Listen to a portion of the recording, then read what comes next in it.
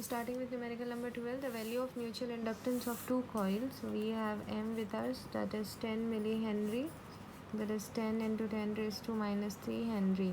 If the current in one of the coil changes from, now the current is changing from, initially it is 5 ampere, then finally it is 1 ampere in 0.2 seconds, that is average time given to us 0.2 seconds. Calculate the value of induced EMF in other coil.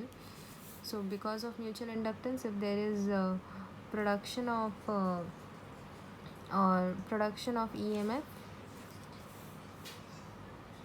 then the formula is d phi by dt and minus, so we'll take it in magnitude.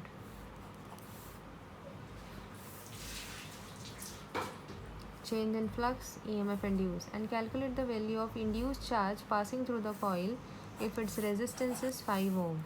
Resistance is 5 ohm. They are talking about the value of induced charges, so we'll find average charge. Okay.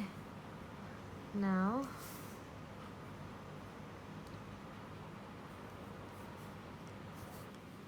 induced EMF ये calculate करना है, तो उससे पहले मुझे flux चाहिए. Now I can go with average flux, average time, because we have average time.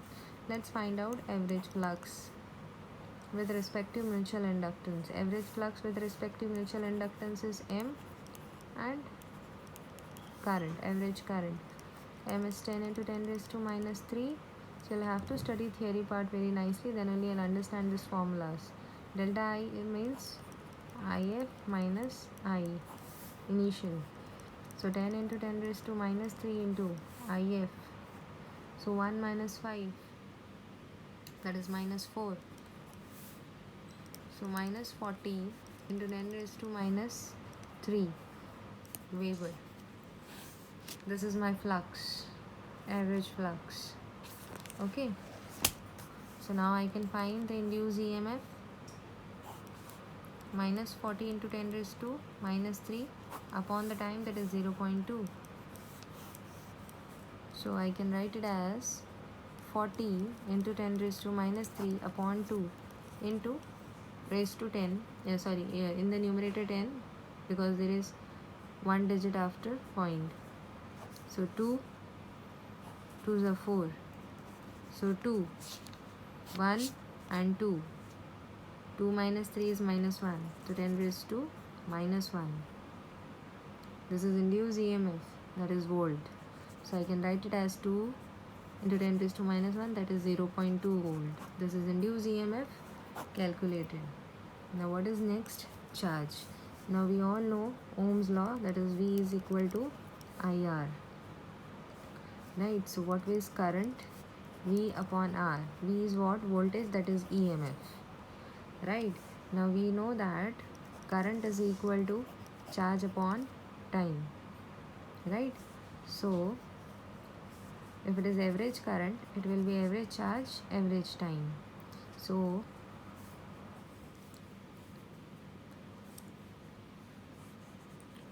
if in place of this current I write average charge, average time, yes, it is okay. I'll take this average time in the numerator. So average charge will be equal to E upon R into delta T. So this formula is not given to you, but you have learned this, These two are basic formulas which you will be utilizing, and a new formula will be derived for charges. So you should not say that the formula is not given in the book. Now we have the value of E, we have value of delta T, and we also have the value of R. Also we can say one more thing. See, E is equal to delta phi upon delta T. So delta T into E is delta phi. See, E into delta T is what? Delta phi upon R. We have the value of delta phi. We can use this value of delta phi upon R.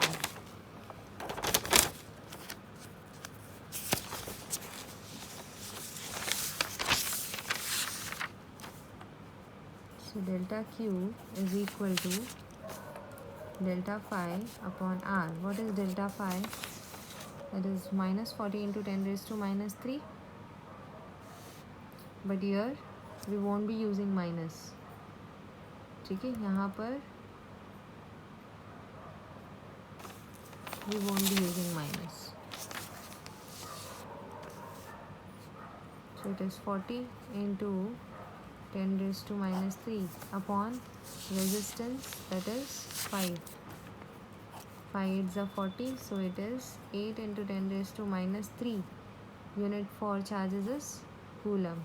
You can also write as 8 millicoulomb. Charges, so the charge is 8 millicoulomb. Okay.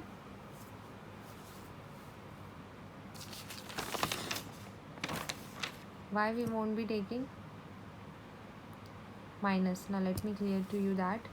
See, E और E को find out करने के लिए जब delta five लिए थे तब magnitude में लिया था. ठीक है, तो ये delta five is in magnitude because E and delta T, E is also in magnitude, delta T is also in magnitude, so E and delta T will give you delta phi which is in magnitude. So here the delta phi which we have that is in magnitude, इसलिए हम इसको positive लेंगे.